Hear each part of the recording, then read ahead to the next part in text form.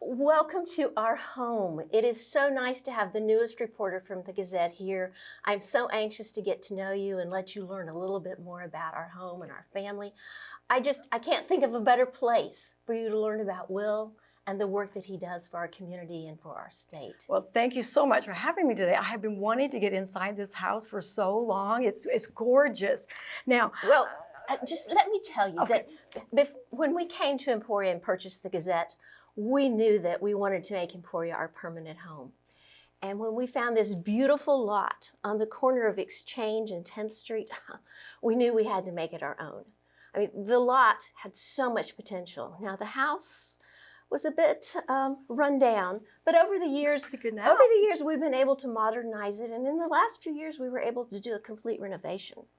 But here's my first question, because you and Mr. White have done so much for the Emporia community, and of course, your husband's influence on national politics.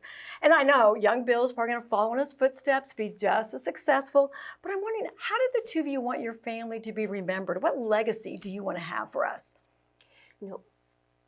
Thank you so much for that question.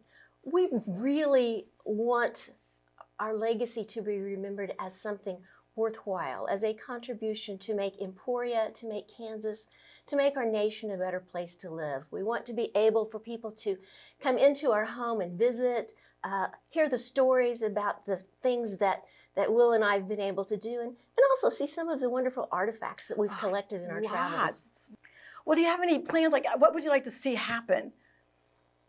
Well, you know, I have a new group of friends. Oh. And they have come together to try to form some ideas to try to make the legacy ongoing. Oh, is that the William Allen White Community Partnership Group? It is. You know what? I just interviewed their president last week, and it sounds like they have wonderful plans for the future, of course. Mm-hmm. Like, is it the stable or the barn? They're going to put a visitor center? Yes, a visitor center is going to go into the stable. Of course, you know that was Mary's love. Yes. So I'm glad to see that that's going to be able to continue and to be a nice place for visitors to come and learn about us and prepare for tours of our home. Well, what else did she have? You know what? Did you know that? Okay, first of all, so you live next door to your mother-in-law? And is it true she went on your honeymoon? Okay, wait, I better keep this professional. I'm sorry. But I understand they want to renovate her house and turn it into an education center because they think they're going to outgrow that other one. And also they're thinking of a writers in residence program to honor your husband and probably young Bill in the future. First of all, I will satisfy your curiosity. Yes, Mother White did join us on our honeymoon. And she lived with us up until she was able to build this house next door. Well, now it's next door. It is a very nice compromise because she Yes. could still come and see the kids, and the kids could visit her regularly. It was a Sears and Roebuck kid home. Oh my gosh. And so she had the parts shipped here to Emporia, and then she had it assembled. And it was a very nice home for her. But as you can see, it's now in a state of disrepair. It does need some work. And we're hoping that the patio area between the stables and her home could perhaps be turned into a nice patio and portico for visitors so they could enjoy our garden. I understand one of their immediate goals this coming year is they really want to help maintain the beautiful gardens and the fish pond, that's a goal they also have. And I understand a new fence is going to be built soon? That is true. I tell you, we love our gardens, but Will and I find ourselves so busy that we have difficulty keeping up with all the demand. So I think the new fence is going to be a delightful addition. It will allow a little more privacy. Okay. And you know, every year, well, of course we have a Christmas open house. Yes, But we try to have a garden party every October for people in the community to come visit, just for anyone who wants to drop in.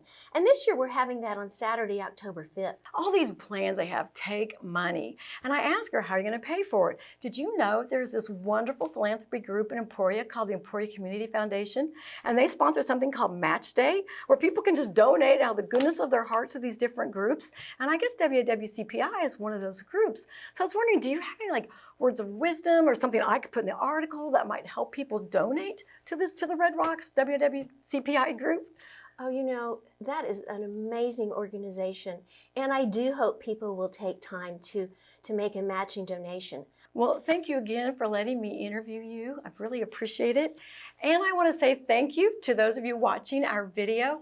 We really do appreciate Match Day and the donations that we get. We think it's really important for people to know that we may be a state historic site, but we are the only one that does not get any state tax dollars for support. So we really rely on donations that we get through Match Day. And if you haven't been by recently, stop by. We have updated the Visitor Center, free admission for all state historic sites. We have scholarships to help pay for those field trips. We have the speaker series.